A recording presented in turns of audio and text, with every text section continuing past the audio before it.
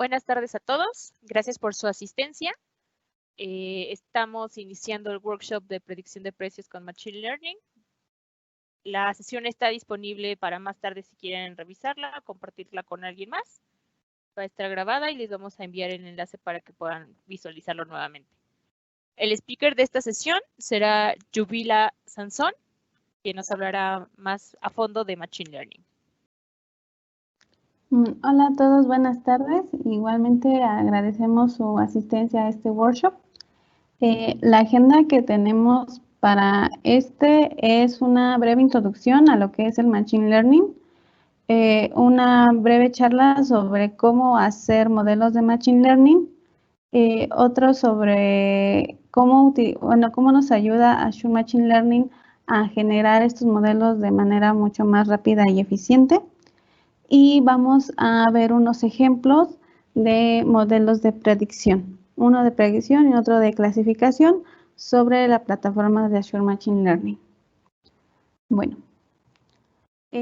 vamos a comenzar con una definición de qué es el Machine Learning. Hay muchas personas que yo he notado que siempre confunden lo que es inteligencia artificial con Machine Learning.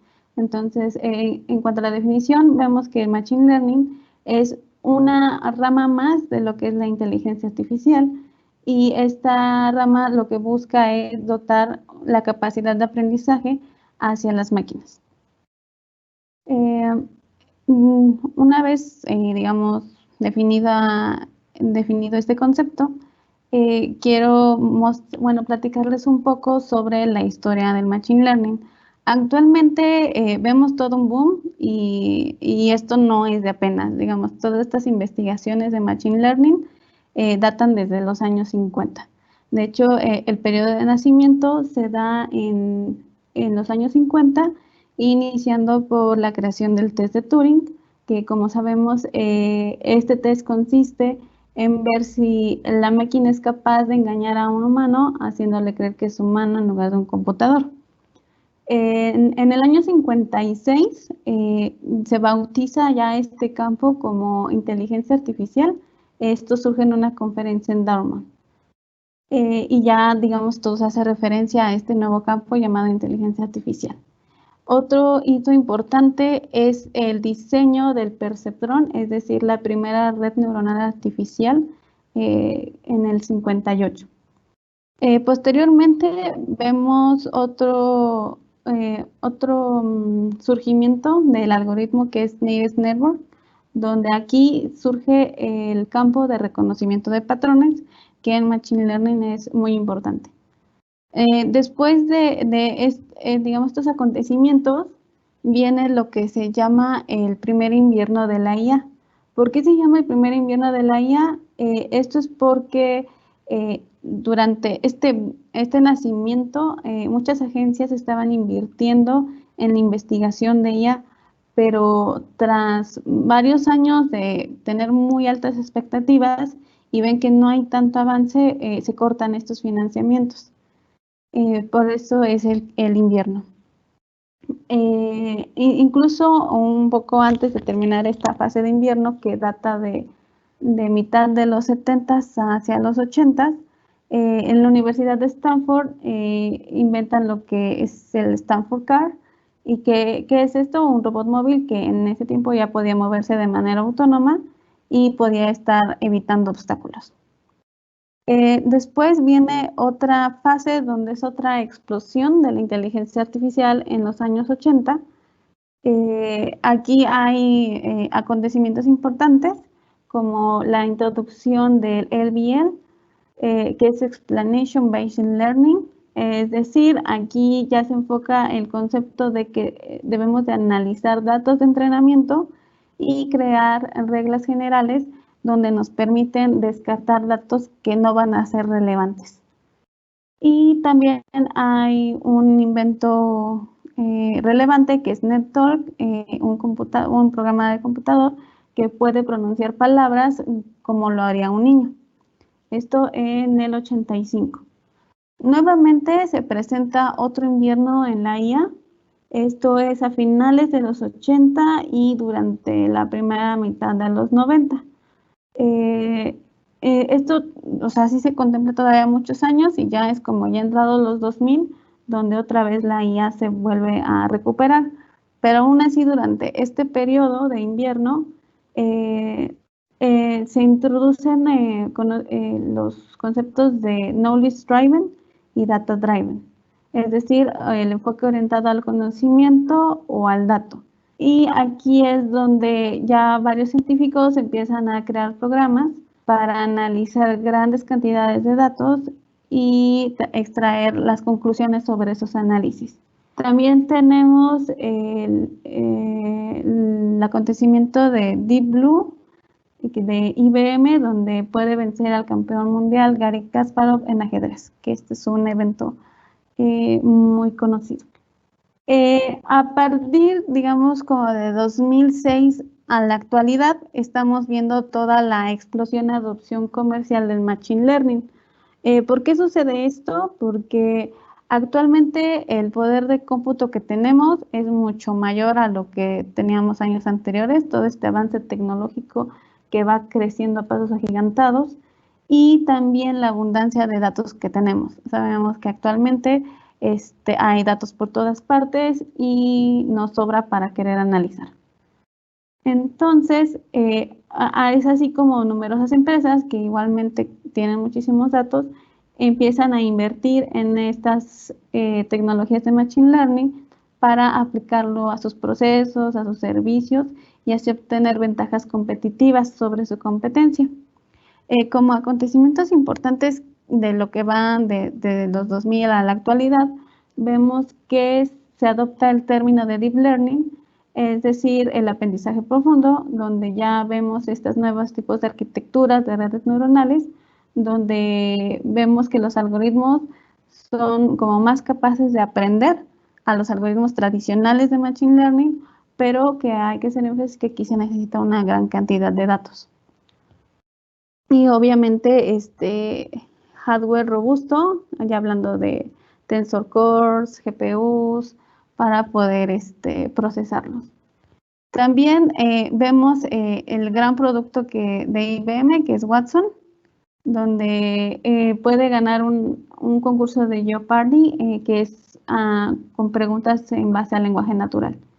También Google entra a la carrera con Google Brain. Su primer experimento fue el tratar de reconocer de manera autónoma en videos de YouTube a reconocer gatos.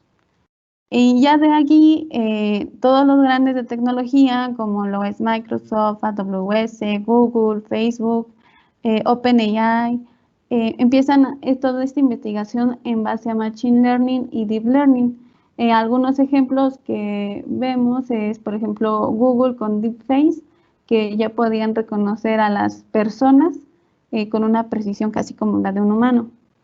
Y pues también vemos cómo Microsoft y Amazon han lanzado sus plataformas de Machine Learning para ayudarnos a sacar más rápido estas tareas.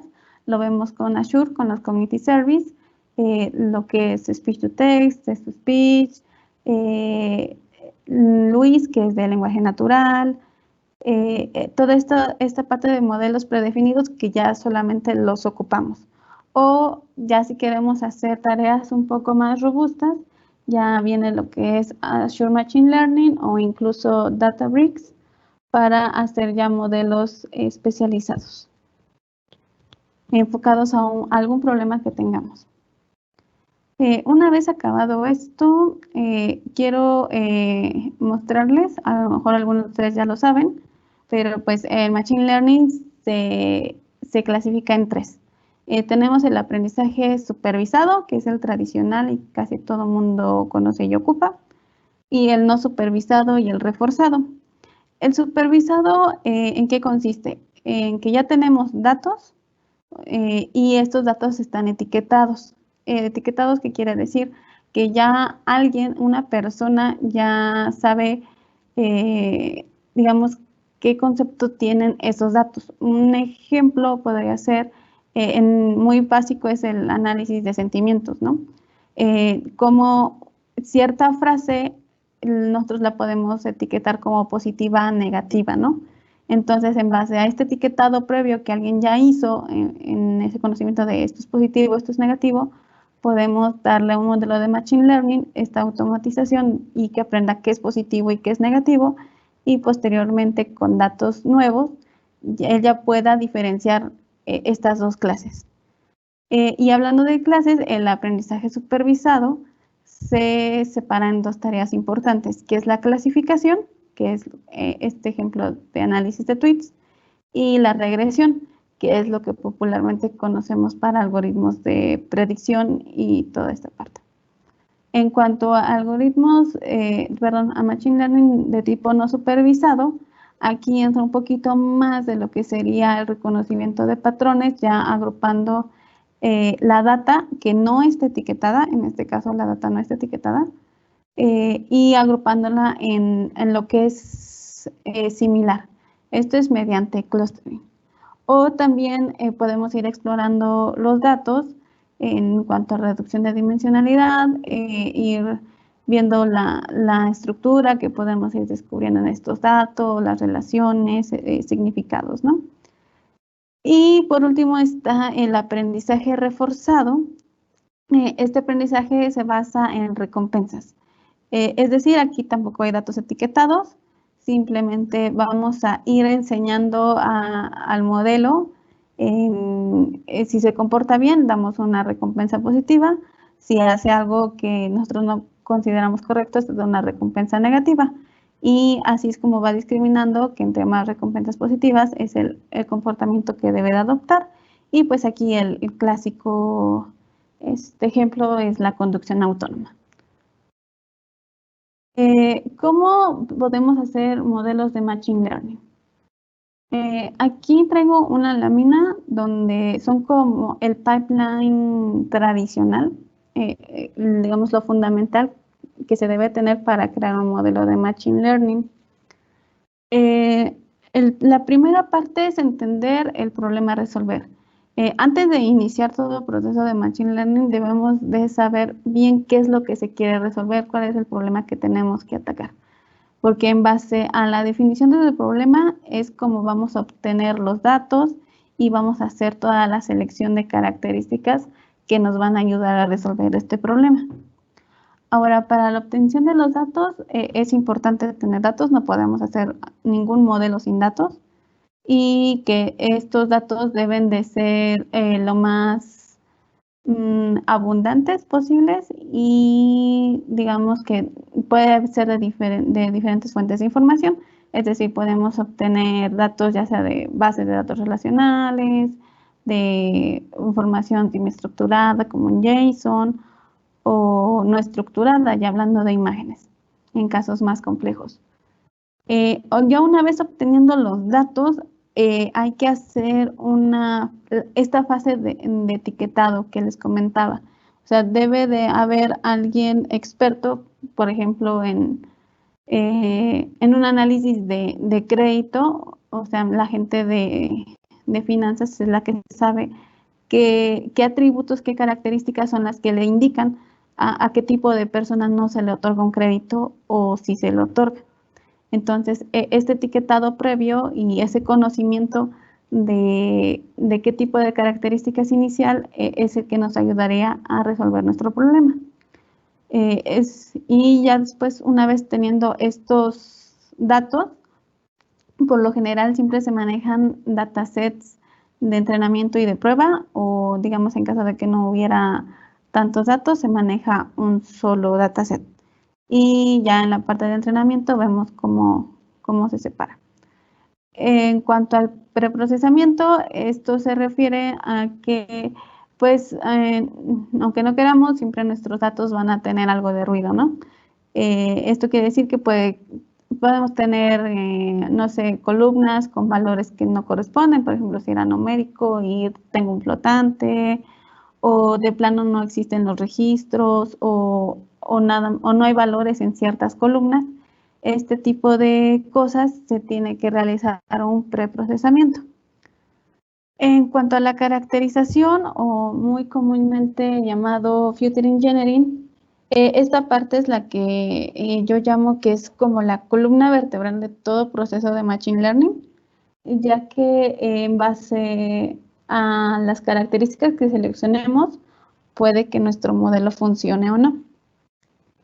Estas características, o también llamados como atributos, digamos que aquí tenemos la tarea de determinar si esa característica va a ser útil o significativa para nuestro problema. En un dataset, cada fila cada registro va a ser una instancia observación, o sea, un ejemplo de características y cuál va a ser la salida. Y en cuanto a los atributos, es cada columna de ese dataset. Entonces, en la parte de caracterización vamos a hacer ese filtrado o generado de nuevas características para que podamos resolver nuestro problema. Por ejemplo, esto puede variar dependiendo de los datos que tenemos. Por ejemplo, en datos tabulares, una caracterización va a significar el agregar más características o combinar características, o sea, dos columnas para crear nuevas. Eso es dependiendo de nuestro problema. En datos de tipo textual, puede ser que diseñemos nuevos documentos o nuevos indicadores de algún contexto que sean relevantes para nuestro problema. Y digamos otro ejemplo que es el caso de la imagen, digamos aquí nuestras características serían como los filtros que tenemos que aplicar, ciertos valores de la imagen, todo eso. Ahí es como la caracterización se puede ir haciendo un poco más compleja. En cuanto a entrenamiento, aquí es donde ya una vez que tenemos nuestros datos etiquetados, limpios durante el preprocesamiento y que ya tienen esta selección de características que van a ser, que nos van a ayudar a resolver nuestro problema, vamos a seleccionar un algoritmo de Machine Learning en base a nuestro problema, ya sea de tipo en el caso de aprendizaje supervisado, en tipo de problema sea una clasificación o sea una regresión.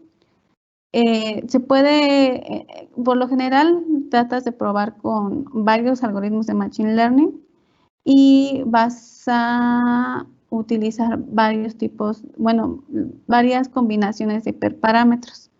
Esto lo podemos ir haciendo y en cada experimento se va a evaluar y vamos viendo cómo se va comportando el modelo. Pero ¿cómo es que se entrena? Pues, les dije, ya tenemos toda esta parte de datos caracterizados, pero siempre se prueba con un conjunto de entrenamiento y con un conjunto de prueba. Si no se tiene como que suficientes datasets, lo que se hace es que el dataset se parte. Por lo general, 70-30 u 80-20, es decir, 70 para entrenamiento, 80 para entrenamiento, 30 para prueba y 20 para prueba. Y, digamos, durante la prueba se hace esta evaluación. ¿En qué consiste la evaluación? Ya existen métricas que nos ayudan a evaluar a un algoritmo de Machine Learning. Por ejemplo, en un problema de clasificación, las métricas que más nos importan es el accuracy, que es qué tan preciso fue el algoritmo en clasificar nuevas instancias, es decir, este dataset de prueba, y el F-measure, que nos va a decir qué tan robusto va a ser nuestro modelo o qué tan bien se va a comportar ante datos nuevos, o sea, datos que no conoce el modelo. Y también en la parte de predicción tenemos otras medidas, que es el MAE, que es el promedio de errores absolutos, y esto determina la diferencia entre el valor que se predijo versus el valor real, ¿no? También el root mean square error, que es la raíz cuadrada del promedio del error cuadrático de las predicciones hechas en el dataset de prueba. Y así varias métricas como Relative Absolute Error,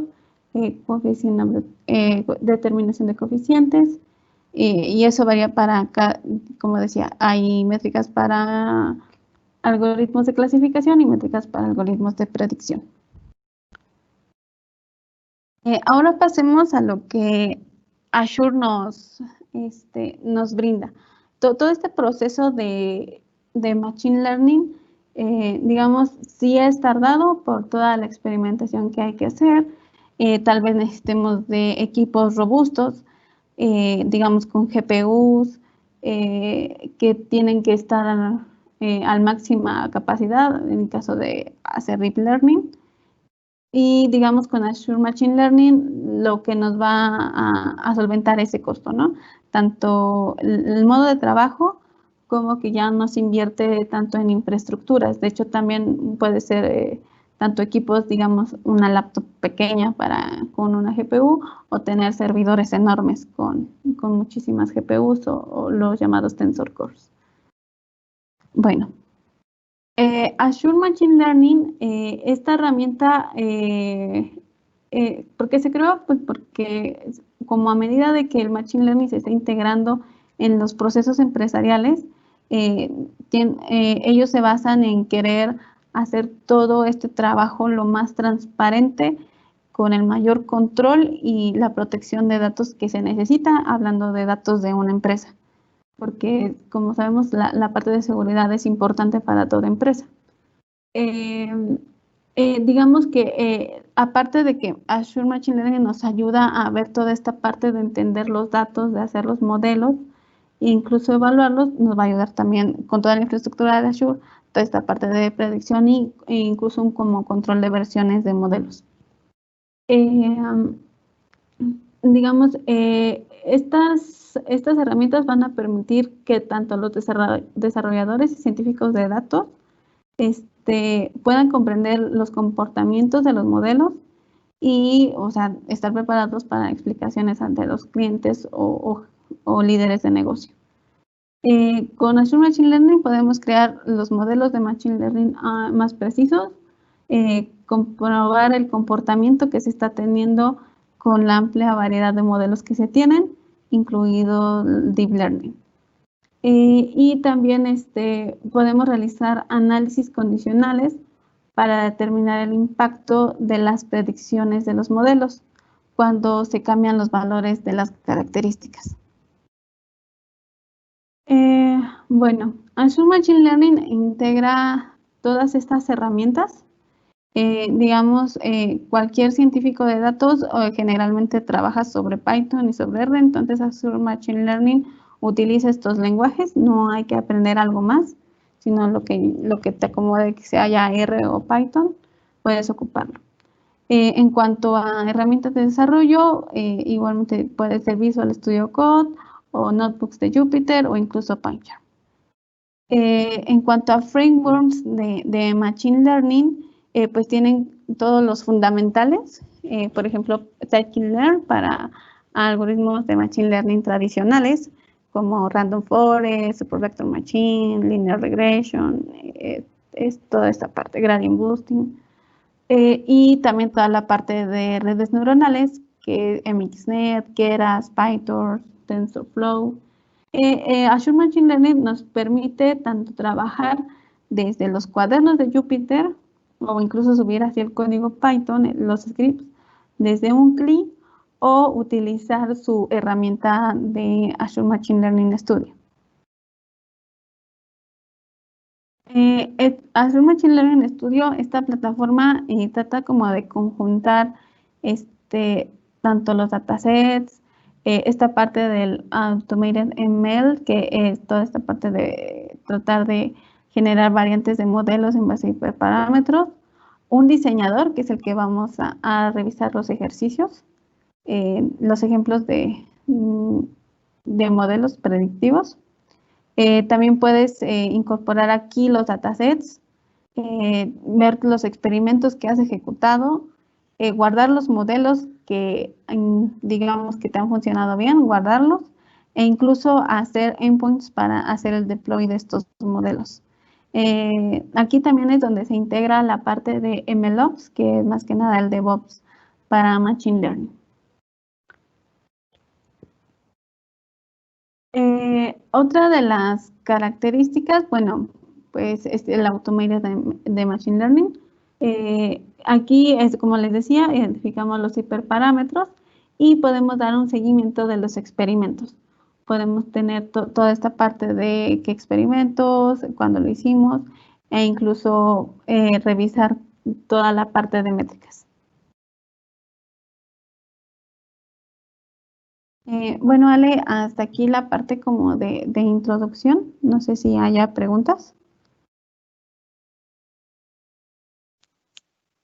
Vamos a dar un breve espacio para que hagan preguntas si es que tienen, mientras nos preparamos para el ejercicio. Y al final de la sesión del ejercicio también vamos a tener un espacio breve para preguntas y que las podamos contestar en la medida de lo posible. Damos solo unos minutos. Está bien.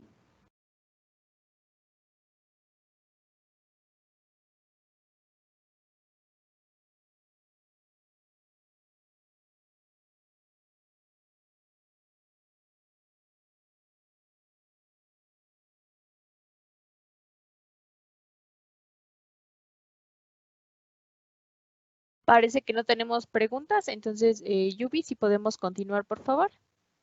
Ok.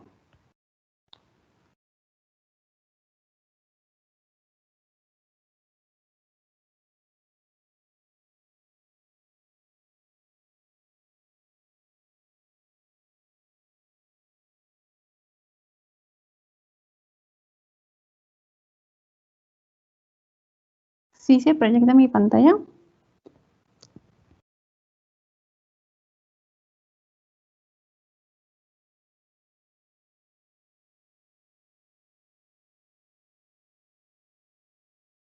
Hola, Ale. Yo sí la estoy viendo. Ok.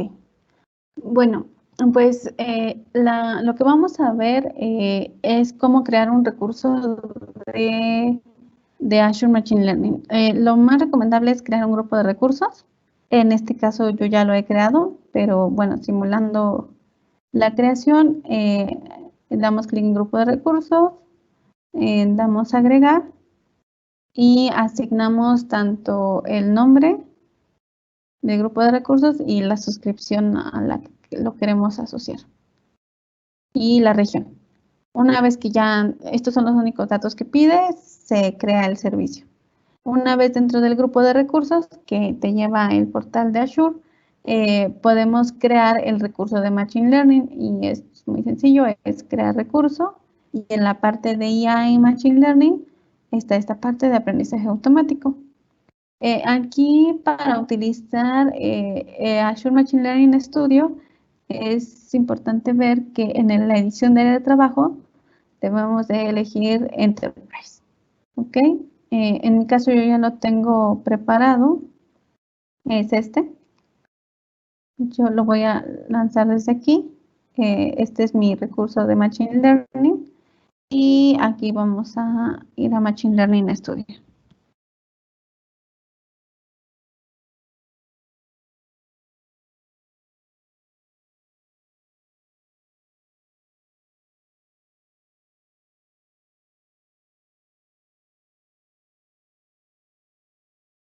Bueno, aquí está ya el dashboard de Azure Machine Learning. Aquí está la parte del AutoML, los cuadernos de Jupyter. Aquí toda la parte de datasets, experimentos, modelos que tengamos registrados y endpoints. En cuanto al diseñador, que es lo que vamos a utilizar en este workshop, ya tengo preparados 3 ejercicios. Los preparé porque ahorita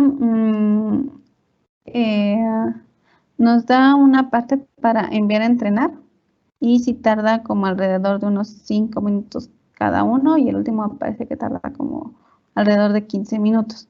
Dentro de Azure Machine Learning, para realizar el entrenamiento, nos crea una máquina virtual como por defecto, digamos, nos sugiere una, pero en caso de que esa no rindiera para lo que queremos, digamos que sea muy pequeñita la instancia, podemos crear otra más grande. Aquí el problema a resolver es la predicción de precios de los automóviles. Aquí está la parte de datasets. Aquí podemos importar datasets propios y en este caso estamos utilizando los datasets de prueba. que ya tiene Azure. Aquí yo nada más lo que se hace en esta herramienta, que es muy fácil, es este drag and drop. Y ya tengo aquí, digamos, ya importé el dataset, ¿no? Entonces, digamos, si yo doy clic al dataset, puedo ver digamos, cómo está conformado este dataset, ¿no? O sea, puedo ver que este dataset tiene 205 instancias y tiene 26 columnas, lo que serían nuestras características. Tenemos el nombre de cada columna. Aquí vemos que hay valores como tipo nulo. Incluso aquí hay filas con tipo nulo. Y al último siempre se pone la clase, es decir, la etiqueta que se ha asignado. Bueno, este dataset, como les mencioné, trae 26 características y estas características son las que nos van a ayudar a determinar el precio de un vehículo. Entre estas características, pues está el modelo, el precio que es la etiqueta, características del vehículo como el número de cilindros o el seguro de riesgo, toda esta parte. Como podemos ver, les mostré en esta parte que toda esta parte tenemos muchos nulos. Entonces aquí es donde vamos a aplicar un poco de preprocesamiento. ¿Y cómo lo hacemos? Eso es muy sencillo. Con la herramienta vamos a la parte de módulos. En Data Transformation tiene bastantes funciones. En este caso se eligió esta de seleccionar columnas en el dataset. ¿Qué es lo que está haciendo? En la parte de parámetros, lo que yo hice fue que voy a incluir todas las columnas, pero voy a excluir la columna con este valor, o sea, que tiene este nombre. Una vez que ya se ejecuta, digamos, el entrenamiento, se ejecuta todo este flujo de trabajo, ya podemos ver los resultados. En este caso, el dataset resultante, como podemos ver, ya no tiene la columna de normalización. ¿Ok? Y bueno, también aparte de esa columna que tenía muchos valores nulos, también vimos que en otras columnas había valores igual nulos, no eran muchos. Entonces aquí lo que se hace es importar el módulo igual de Data Transformation de Clean Missing Data. ¿Qué es lo que se hace? En esta parte vemos todas las columnas, o sea, todo lo aplicamos a todas las columnas del dataset. Y el modo de limpieza es remover la fila entera. Es decir, todo valor en alguna columna que tuviera NaN se va a eliminar esa fila. O sea, no vamos a tener esa instancia. Digamos, hasta este punto ya tenemos un dataset limpio, ya con preprocesamiento aplicado. Y pues ya no vemos valores de tipo NaN, que es lo que metería como un poco de ruido a nuestro modelo. Dado que el dataset es muy pequeño, lo que se hace es partirlo. En lo que les mencionaba de partir el set en entrenamiento y prueba, y aquí lo hacemos en un 70-30. Aquí lo que se hace es importar el algoritmo de aprendizaje, que es esta parte de Machine Learning. Aquí tenemos bastantes algoritmos y los va clasificando por regresión, clustering y clasificación. Son los que se tienen a la mano. Basta con solo jalarlo y colocarlo en el panel. Para entrenar el modelo, vamos a la a la sección de Model Training y jalamos Train Model, ¿no? Aquí se conecta con el algoritmo y aquí se debe conectar con el primer nodo, que es el 70%, que sería nuestro set de entrenamiento. Luego, pues ya va la parte del Score Model y evaluar el modelo. Y como se hace una vez que ya tenemos un modelo generado, le pasamos la parte de prueba. O sea, vamos a probar el modelo con datos que no ha visto. Y ya una vez que se tiene el Score Model, podemos añadir este módulo de Evaluate Model, que es que nos va a mostrar los resultados de clasificación o de regresión y con las métricas que más se utilizan, ¿no? Y aquí una vez esta parte ya está ejecutado, Aquí podemos ver cómo es un algoritmo que aplicamos de regresión. Podemos ver estas medidas que les comenté anteriormente, que es el MEA, el RMEA y toda esta parte de métricas que son importantes para saber si nuestro algoritmo está funcionando o no está funcionando. Algo que me gustó mucho de esta herramienta fue que va guardando el estado. Entonces, digamos, si en algún punto, no sé, a lo mejor se equivocó en limpiar los datos, guarda el estado de esta parte. Entonces, como que se vuelve a enviar. Aquí es la parte del entrenamiento. Podemos seleccionar un experimento existente o crear un experimento nuevo, es decir, si aquí yo moví algún hiperparámetro, puedo generar otro experimento y se va registrando, ¿no? Y también ahí es cuando ya lo manda uno a entrenar. Y digamos, esta sería la parte de predecir precios utilizando un modelo básico que es la regresión lineal. Hay otro ejemplo donde la herramienta nos permite comparar dos modelos. Es el mismo dataset, estamos haciendo el mismo tipo de preprocesamiento y ahora estamos utilizando otros algoritmos de regresión, que es Boosted Decision Tree y Decision Tree Regression.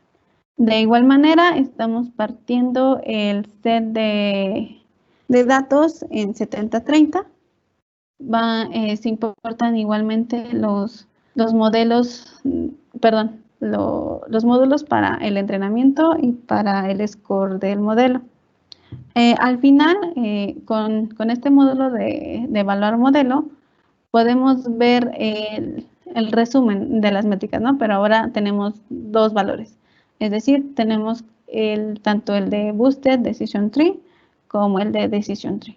Y pues aquí es donde vamos eligiendo cuál es el que mejor se comporta. Aquí ya con estos detalles podemos ir discriminando qué modelo es el que se está adaptando mejor a nuestro problema. ¿Preguntas hasta aquí?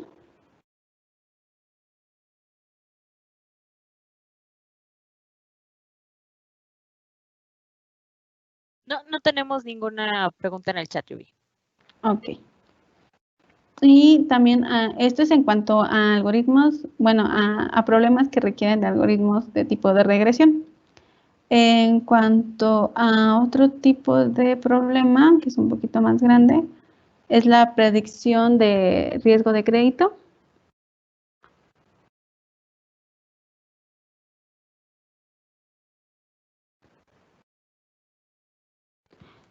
Aquí igualmente lo que hice fue importar el dataset. Este viene de este repositorio de datasets, el UCI. Este dataset cuenta con 1000 muestras. Igual aquí podemos ver la definición. Son 1000 filas, son 21 columnas y como pueden ver están numerados así, ¿no? Columna 1 hasta la 21. Y digamos, al seleccionar cada uno nos puede dar el tipo de característica, ¿no? Aquí es de tipo string, aquí es de tipo numérico y así. Bueno, dado que pues es muy engorroso el tener las características nombradas de esta manera, tenemos otro módulo útil de Data Transformation, que es esta parte de Edit Metadata, ¿no? Es esta parte. Entonces, con Edit Metadata, lo que se hizo fue configurar, seleccionar todas las columnas, seleccionamos todos los nombres de las columnas, y lo estamos reemplazando por los nombres que van más acorde a cada característica. Igualmente, una vez que ya se ejecutó el entrenamiento, podemos ver los resultados y ahora vemos el dataset ya con los nombres de cada columna que hacen más sentido, ¿no? Igualmente, estamos separando el dataset en 70-30, igual porque es un dataset pequeño. Pero aquí estamos integrando un nuevo componente que es la posibilidad de poder ejecutar un pequeño script de Python, ¿no? Se puede poner tanto Python como de R. De hecho, aquí lo pueden ver. Se puede crear tanto un modelo como un pequeño script y ejecutar un pequeño script de R. Ahí es con lo que más se sientan cómodos. ¿Qué es lo que estamos haciendo con este script de Python? Dado el problema que se está teniendo es tratar de clasificar el riesgo de crédito dadas las características de una persona, ¿no? Cada fila de ese dataset son los datos de una persona y es lo que está propensa a que se le dé un crédito o a que no se le dé. Entonces, en base a que el problema no puedes dejar como muy a la deriva en cuanto a los datos que tenemos, si se le va a dar un crédito o no, lo que se está haciendo con este script es replicar 5 veces la clase de riesgo de crédito alto. En este caso es la etiqueta número 2. 2 quiere decir que si se le otorga un crédito es de alto riesgo y 1 es de bajo riesgo. Aquí, bueno, como les decía, se está replicando 5 veces, entonces está creando un nuevo dataset. Esto es con la parte de entrenamiento. Igual para esta parte estamos generando 2 datasets nuevos. ¿Por qué? Porque vamos a probar con 2 algoritmos. También vamos a normalizar los datos. ¿Por qué? Porque en cuanto al algoritmo que estamos seleccionando, que es ToClass Support Vector Machine, este algoritmo no trabaja con datos numéricos tan grandes. Entonces, podemos hacer normalización de datos en base a todas estas funciones que son comunes. En este caso estamos aplicando tangente hiperbólica. ¿Para qué? Para solo las columnas de tipo numérico. ¿Y esto qué va a hacer? Lo que va a hacer es todas las características numéricas las va a convertir en un rango de 0 a 1, pero se sigue manteniendo la distribución de valores. Y esto lo hacemos vamos a entrenar sobre 2 variantes, ¿no? El dataset original, que es el de aquí, y el nuevo dataset, donde estamos replicando 5 veces las clases de alto riesgo. Y bueno, eso aplica para todos estos modelos de normalización. Aquí estamos agregando los algoritmos de ToClass Support Vector Machine y ToClass Boosted Decision Tree. Y de igual manera como en el ejemplo anterior, tan solo arrastramos la parte de Train Model. Aquí, bueno, esto se me pasó en los ejemplos anteriores, pero siempre que arrastramos Train Model debemos de editar la columna. ¿Para qué? Pues porque aquí tenemos que indicarle cuál es la columna de la etiqueta, ¿no? Generalmente es la última columna, pero aquí le hacemos énfasis en que la etiqueta a identificar es Credit Risk. Es donde están todas las etiquetas de cada fila. De igual manera se va a hacer el score y el evaluate del modelo. Aquí estamos evaluando, digamos, el modelo utilizando este algoritmo del dataset original y el nuevo dataset que se creó con el script de Python. Y de aquí, de misma manera. Vamos a agregar con esta parte igual de Data Transformation, vamos a añadir las columnas, es decir, vamos a hacer la combinación, vamos a juntar los resultados de ambos módulos de Evaluate Model. Aquí ejecutamos otro script de Python, un script muy pequeño, donde vamos a indicarle qué es lo que queremos ver, ¿no? La data como queremos que esté etiquetada. Y por último, si no queremos ver todas las columnas, yo aquí le di que si quería ver todas las columnas, solo podemos elegir algunas, pero aquí ya podemos, una vez terminada la ejecución, sí tarda como alrededor de unos 15 minutos ejecutándose, podemos ver el algoritmo por el que estamos probando el tipo de entrenamiento, normalizado, y todas estas medidas. Estas, si se dan cuenta, son medidas diferentes a la de los dos ejemplos anteriores, ya que estas son medidas para algoritmos de clasificación. Aquí podemos ver que tanto el accuracy como el F1 o F-measure, digamos, el algoritmo con mejor comportamiento fue este. Entonces aquí ya tenemos, digamos, algo como nuestra primera experimentación y vemos que este algoritmo con esta combinación de entrenamiento se está comportando mejor. Otra cosa que podemos hacer es esta parte de registrar el modelo. Yo puedo poner el, no sé, el nombre del modelo y lo registro. Digamos, es el modelo que me funcionó.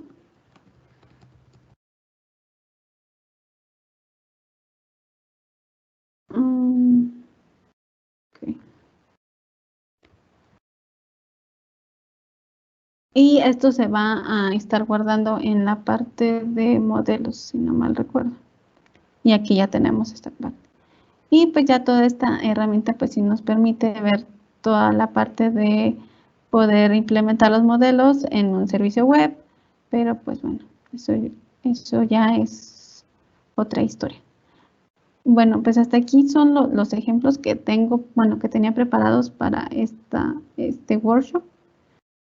Por cuestiones de tiempo no los fui haciendo porque sí son tardaditos en cuanto a la ejecución. Hasta aquí una pregunta.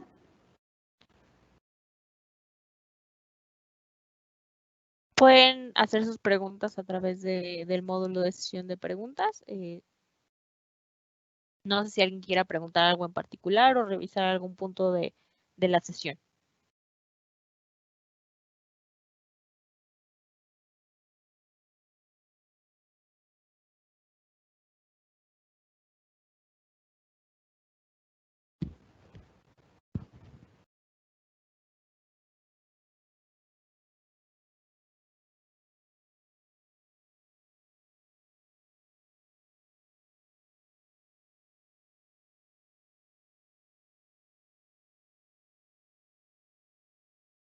Aquí hay una pregunta. Dice que veo que Power BI, la versión premium, también tiene una funcionalidad de crear modelos de predicción binaria, clasificación y regresión. La duda es, ¿qué ventajas tiene Azure Machine Learning sobre los modelos de predicción de Power BI en la versión premium? Pues digamos como ventaja es que en cuanto a la versión premium, no la he revisado, pero me imagino que ha de ser como los algoritmos de aprendizaje automático que se tienen a la mano. Y digamos que, digamos, si Power BI nos da toda esta parte de querer hacer los modelos y visualizarlos, pero aquí ya estamos teniendo una manera de cómo tener un versionado de modelos e incluso ya desplegarlo en un servicio web y no solo limitarnos a una visualización.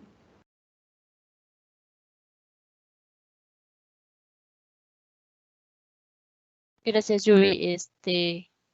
No sé si alguien más tiene alguna otra pregunta.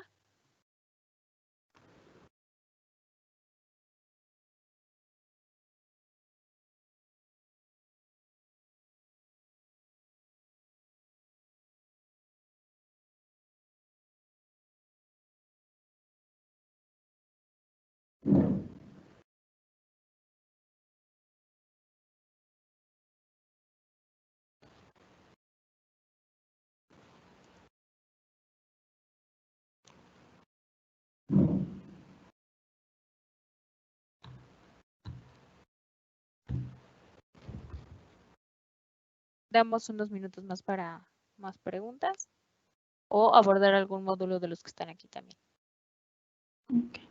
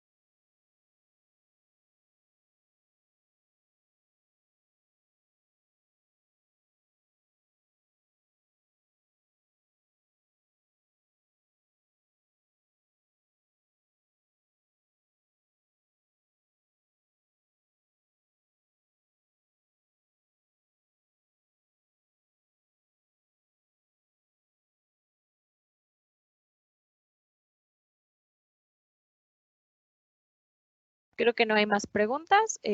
Agradecemos a todos su participación. En breve les estaremos haciendo llegar la sesión para que la puedan visualizar nuevamente. Les agradecemos a todos y les deseamos una buena tarde.